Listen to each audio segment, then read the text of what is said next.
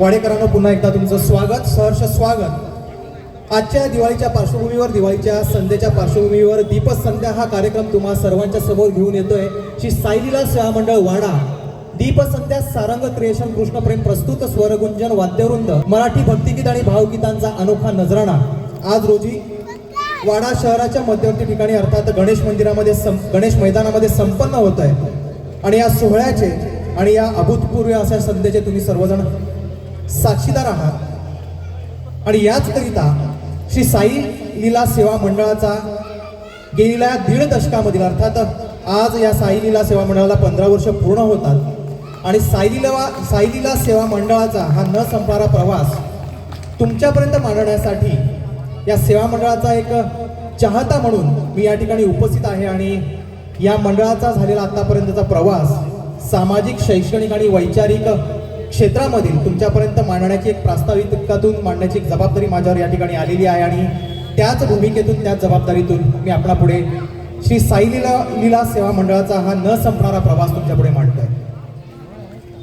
मान्यवर हो, आज या ठिकाणी आपण कला रसिक म्हणून उपस्थित आहोत आणि म्हणूनच या ठिकाणी आलेला हा प्रत्येक जण कला रसिकच आहे याच भावनेतून आलेल्या समस्त मान्यवरांचं देखील मी शब्दसुमनाने या ठिकाणी स्वागत करतोय आणि पुढे वळतोय।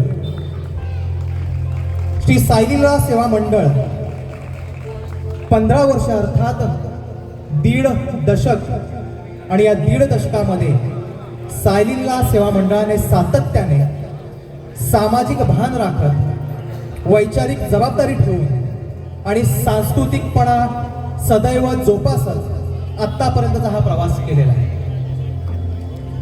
आज हे सेवा मंडळ 15व्या वर्षामध्ये पदार्पण करत आहे। गेली 15 वर्ष सामाजिक काम करत असताना एक आणि अनेक लोकांचं सहकार्य या मंडळाला लाभलं आणि हे मंडळाला हे सहकार्य लाभत असताना आज साई लीला सेवा मंडळ हे जिल्ह्यामधलं एक अग्रगण्य असं मंडळ म्हणून ओळखलं जातं।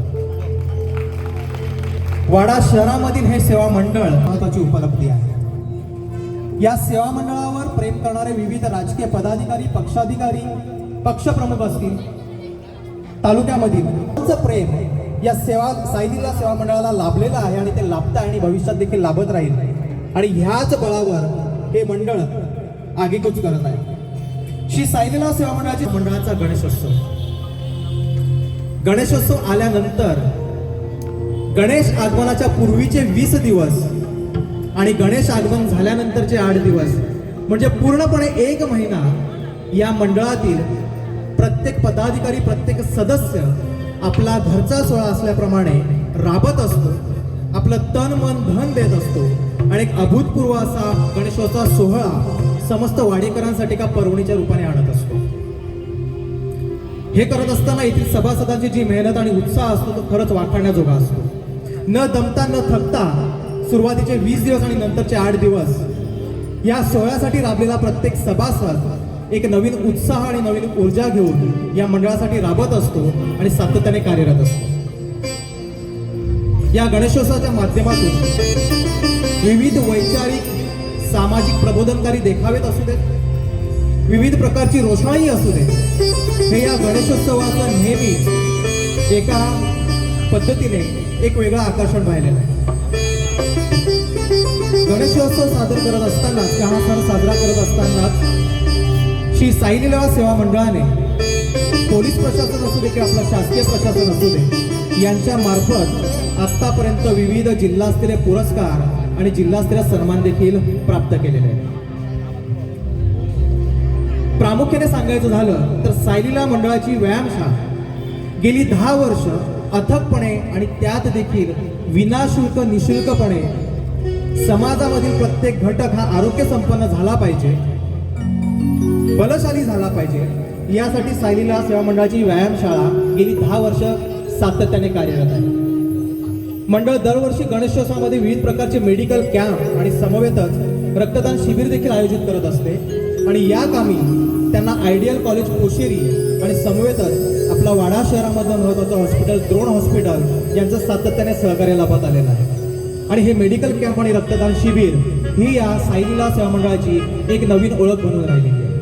तसेच मंडळातर्फे दरवर्षी शिवजयंती साजरी केली जाते त्या निमित्ताने आपण मंडळातर्फे गरीब व गरजू विद्यार्थ्यांना वह्या वाटप आणि शालेय उपयोगी साहित्य वाटप करत असतो, जेणेकरून गरजू विद्यार्थ्यांना शिक्षणामध्ये मदत होईल. आपण केवळ वह्या वाटपांपर्यंतच थांबत नाही, तर समाज स्तरामधील किंवा समाज घटकांमधील जी कोणी गरजू विद्यार्थी असतील त्या गरजू विद्यार्थ्यांची पूर्णपणे शैक्षणिक जबाबदारी देखील श्री साई लीला सेवा मंडळ सातत्याने घेत आलेलं आहे. या मंडळीनंतर आपल्या शैक्षणिक प्रवासामध्ये विविध उपलब्धी करून आज ही मुलं त्यांच्या पायावर उभी आहेत, पण समवेतच श्री साई लीला सेवा मंडळाने त्यांच्या प्रती केलेला सेवाभाव आणि त्यांच्या प्रती केलेली ह्या सगळ्या सेवेची जाणीव ठेवून, मदतीची जाणीव ठेवून ही सर्व मंडळी आज श्री साई लीला सेवा मंडळाचे कार्यशील क्रियाशील सभासद देखील आहेत. हे देखील या ठिकाणी अभिमानाने मी या ठिकाणी नमूद करतोय.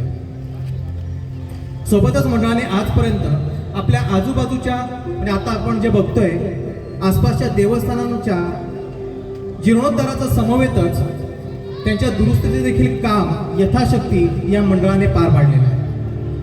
आणि आपापल्या क्षमतेने हे काम करत असतानाच त्याची पुण्याई देखील आपसुकच प्रत्यक्ष अप्रत्यक्षरित्या साई लीला सेवा मंडळाच्या सभासदांना आणि त्यांच्यावर प्रेम करणाऱ्या समस्त हितचिंतकांना आणि त्यांच्या पाठीराख्यांना देखील आपसुकच जाते. हे देखील या ठिकाणी प्रकर्षाने नमूद करावं असं वाटतं. अशा एक आणि अनेक सामाजिक आणि सांस्कृतिक कार्यामध्ये या मंडळाचा वाटा असतो आणि आपल्या गावातल्या जाणाऱ्या साई पालखी असू देत, इतर कुठल्याही देवस्थानाच्या पालख्या असू देत, दिंडी असू देत, त्यांची मंडप व्यवस्था असू दे, भोजन व्यवस्था असू दे, राहण्याची व्यवस्था असू देत, निवाराची व्यवस्था असू देत, साई लीला सेवा मंडळ या धार्मिक सेवेमध्ये देखील सातत्याने अग्रेसर असते. त्यामुळे सांस्कृतिक, शैक्षणिक, वैचारिक, प्रबोधनात्मक आणि समवेतच धार्मिक कार्यामध्ये सातत्याने अग्रेसर राहणारं एक महत्त्वाचं मंडळ म्हणून श्री साई लीला सेवा मंडळ आणि त्याच्या समस्त पदाधिकारी आणि सभासदांनी एक आपली आगळीवेगळी ओळख आणि ठसा जनमानसांमध्ये आणि या वाडा नगरीमध्ये उमटवला आहे असं म्हटलं तर ते वावगं ठरणार नाही. मंडळाच्या बॅनरवर आपण जर बघितलं तर हमखास एक महत्वाची लाईन आपल्याला बघायला मिळते आणि ती म्हणजे साई लीला कधीही न संपणारा प्रवास. आणि ही लाईनचा धागा पकडत असतानाच किंवा ह्या ओळीचा धागा पकडत असतानाच ही ओळ किती यथार्थ आणि किती योग्य आहे हे जाता जाता मी तुम्हाला सांगतो की त्यांनी ही ओळ खूप विचारांती मला वाटतं की त्यांनी ती ठरवली असेल की साईला कधीही न संपणारा प्रवास. कारण मागील 15 वर्षांपासून हा जो प्रवास चालू झाला, विविध पक्षीय पदाधिकारी असतील, राजकीय पदाधिकारी असतील, हितचिंतक असतील, विविध सामाजिक अध्वर्य असतील, सामाजिक मंडळी असेल, यांच्या मार्गदर्शनाने आणि यांच्या सहभागाने पुढाकाराने चालू झालेला हा या युवकांचा प्रवास हा एकाकडून दुसऱ्याकडे, दुसऱ्याकडून तिसऱ्याकडे असा हा सातत्याने जाणारच आहे. थोडक्यात एका पिढीकडून दुसऱ्या पिढीकडे जाणारा हा प्रवास असेल आणि त्याच्या मागे सातत्याने एक सद हेतू, एक निरपेक्ष भावना आणि एक निरामय वृत्ती आहे. त्यामुळे खऱ्या अर्थाने यथार्थ अर्थाने श्री साई लीला सेवा मंडळाचा हा प्रवास खरंच तो न संपणारा आहे.